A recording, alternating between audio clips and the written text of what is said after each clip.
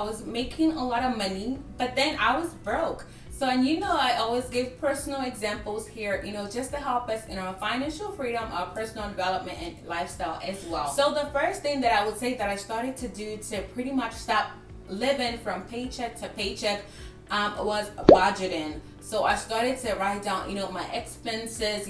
I would subtract, my expenses for the month from my regular income. So I noticed that, the first step, if you know that, you're living from paycheck to paycheck, would be to pretty much look at your bank statement and look at what you're spending on. I know Bank of America uses they can tell you how much is going out in a month and how much came into your bank account. So you can start from there and then start to budget. So I always go by the four walls first, which is pretty much similar to Maslow's law of hierarchy or law of needs, where it's like food. So I budget for food first, and then shelter, transportation, and utilities. And I also add giving because I'm a Christian and I believe in giving as well. To be honest, no matter what you do, if you're not, strict with, all of this 4 different or 5 different categories, then it's just going to be so hard for you to really stop living from paycheck to paycheck. So I would pretty much, start to write down my expenses according to, those 4 first walls that I listed. And then I would have secondary or wants as well, maybe clothing or eating out. And then I started to cut down, on all of those things because I realized that they were eating deep into my finances. And that's where I started from. So I had, extra over from one paycheck, and then it carried into another paycheck up to the point that I don't even have to wait for a month paycheck, for me to pay my bills. So it starts with, self-discipline and listing your expenses in order of priority, right? I feel like some of us, we spent so much on wants that we neglect our needs, and then there's no even opportunity to save or to have left over because we don't properly manage our finances. So once that's done, the next thing that I would advise that I did as well was to stop living on debt. Yes, I know we love credit cards, they come in handy, and they let us get whatever we want to get in the moment. But my advice for you would be to stop living on credit, right? You can live on credit if you have enough money at the end of the month to cover, and you don't have to run out of your entire paycheck.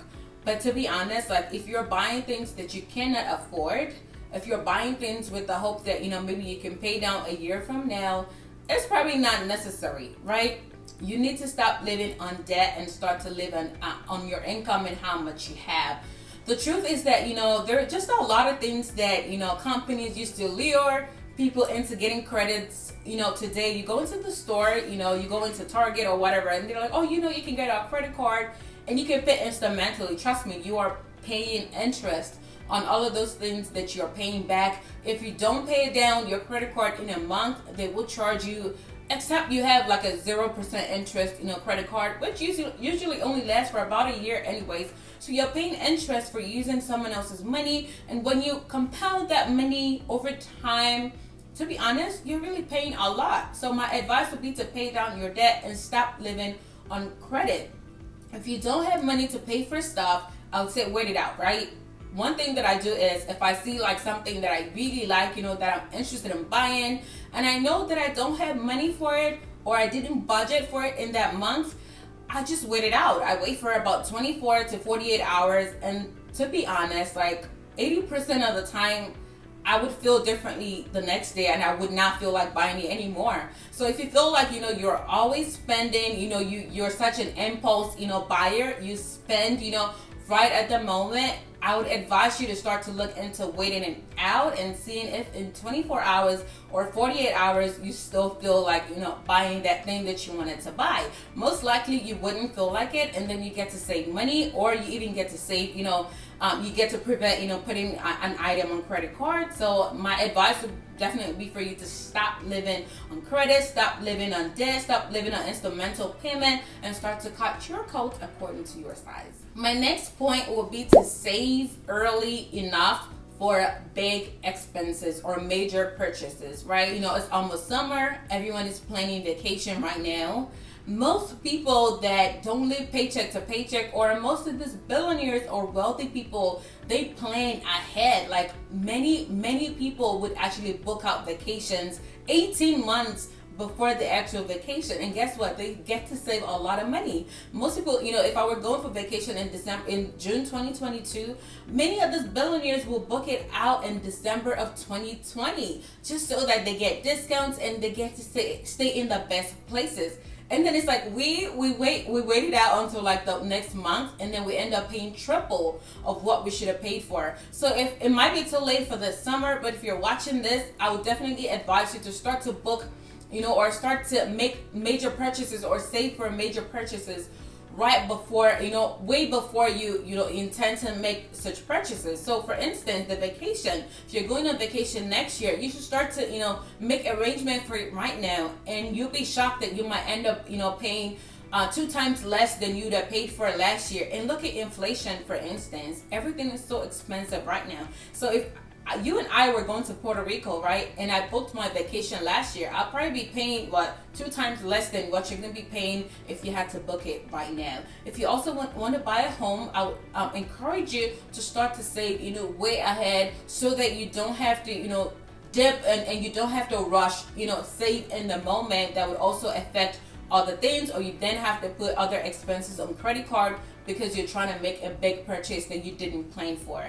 And that leads me to my next point, which is having an emergency savings. Now, I don't want you to think of emergency savings as, oh, if anything bad should happen. I'm such a positive person, right? I just don't save for the rainy day or for bad things. I save because, you know, I'm going to have to invest in something, or I'm gonna have to make a major purchase, and I don't want a situation where I need money right away and I don't have enough money, right? Because I didn't make plans for it. I believe in abundance, but at the same time, I'm also very, very careful to understand that sometimes, right, the money or the income might not be flowing as much as it was before. I believe in time, right, times and seasons, and that's why it's very good for you to create systems around, you know, when your income, when money is really flowing. It's very, very important for you to create systems for that money to continue to flow, because there probably will be a time where that money would no longer flow as it was. It could pick up back later, but they're just times and seasons. And that's why when we look at all of these billionaires, there are times when, you know,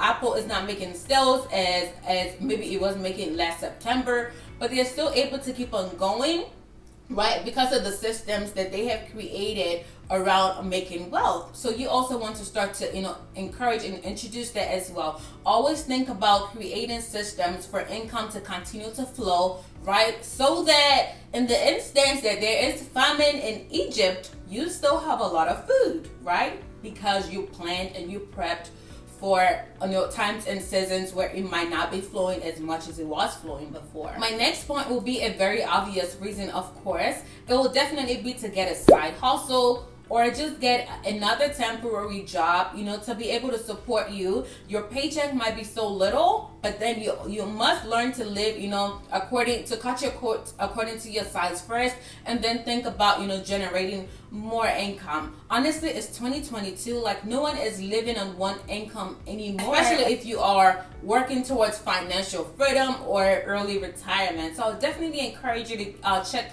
side hustles, or just additional things that you can do, like Uber or businesses, or even investing in stocks. So if you are thinking about what type of side hustles you want to get into in 2022, I have a video right here that I would definitely encourage you to watch. It's very informative, and I'll encourage you to watch it so you can get ideas. And there are also so many ideas on YouTube right here that you can get, you know, on side hustles and how to make extra income. But I would definitely encourage you to have multiple streams of income if your goal is to stop living from paycheck to paycheck.